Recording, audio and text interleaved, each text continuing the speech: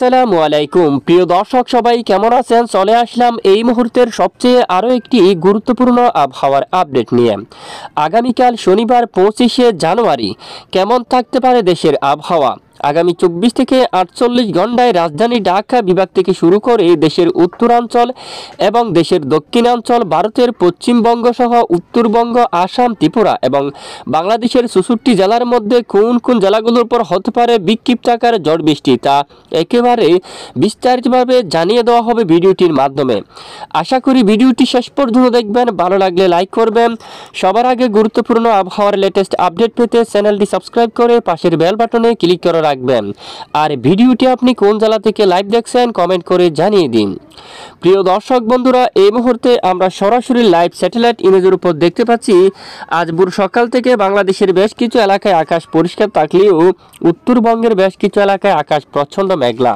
দেখুন, এই মুহূর্তে বিকেল থেকে শুরু করে সন্ধ্যা ও রাতে রংপুর বিভাগের অধিকাংশ এলাকায় প্রচণ্ড আকারে ঘন কুয়াশা থাকতে পারে। এদিকে বিরামপুর, পঞ্চবিবি, পীরগঞ্জ থেকে শুরু করে দেখুন বাহাদুরবাদ, রাজীবপুর, শিলিমারি অঞ্চল, রংপুর, লালমনিরহাট, জলঢাকা, চাঁদপুর, কারলে, পীরগঞ্জ, ঠাকুরগাঁও, বৌদ্ধা এবং দেবীগঞ্জ এবং পঞ্চগড় সহ ডিমলা সকল এলাকায় কিন্তু একেবারে প্রচণ্ড আকাশ মেঘাচ্ছন্ন থাকতে পারে। আজ দেখুন দেখুন বেশ কিছু এলাকায় তীব্র আকারে আকাশ মেঘলা থাকবে। খাগড়াছড়ি, এখানে দেখুন এই যে কৃষ্ণাগঞ্জ এই এলাকায়, কেরানদিঘি, শিলিগুড়ি, উত্তরবঙ্গের বেশ কিছু এলাকায় আকাশ প্রচণ্ড মেঘলা থাকবে। পাশাপাশি রাজশাহী বিভাগের উত্তরে বেশ কিছু এলাকায় মেঘলা। দেশের উত্তরাঞ্চল, ময়মনসিংহ এবং সিলেট থেকে শুরু করে ঢাকা বিভাগের বেশ কিছু এলাকায় আকাশ পরিষ্কার থাকতে পারে।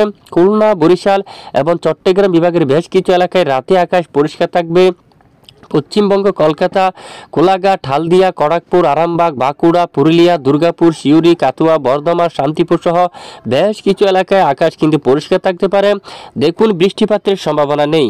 আগামী 24 ঘন্টায় দেশের কোথাও বৃষ্টিপাতের সম্ভাবনা আছে কিনা আগামীকাল শনিবার 25শে জানুয়ারি ভোর সকাল থেকে একেবারে সন্ধ্যা ও রাত পর্যন্ত আবহাওয়ার পূর্বাভাস মডেলে দেখতে পাচ্ছি বেশ কিছু এলাকায় আকাশ কিন্তু পরিষ্কার থাকতে পারে।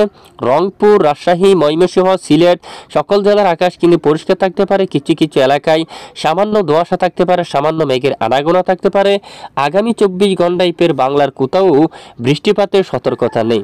পশ্চিমবঙ্গের আকাশও কিন্তু পরিষ্কার থাকতে পারে। জামশেদপুর, খড়গপুর এবং কলকাতা থেকে শুরু করে ধানবাদ, দেওঘর, ভাগলপুর, মালদা, এখানে দেখুন মুর্শিদাবাদ, উত্তর 24 পরগনা, দক্ষিণ 24 পরগনা, পূর্ব মেদিনীপুর, পশ্চিম মেদিনীপুর সহ দেখুন একেবারে দক্ষিণে হালদিবাড়ি সহ বাংলাদেশের দক্ষিণ উপকূলীয় অঞ্চল সহ সকল জেলায় কিন্তু আকাশ একেবারে পরিষ্কার থাকতে পারে।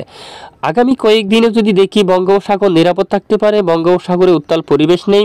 একেবারে দক্ষিণ বঙ্গোপসাগরে প্রচণ্ড আকারে একটি ঘূর্ণাবর্ত অবস্থান করছে, যার ফলে অতি ভয়াবহ বৃষ্টিপাত থাকবে একেবারে দক্ষিণ বঙ্গোপসাগরে। এই ভয়াবহ বৃষ্টির প্রভাব কিন্তু পড়বে না বা মধ্য বঙ্গোপসাগরে আসার সম্ভাবনা খুবই কম।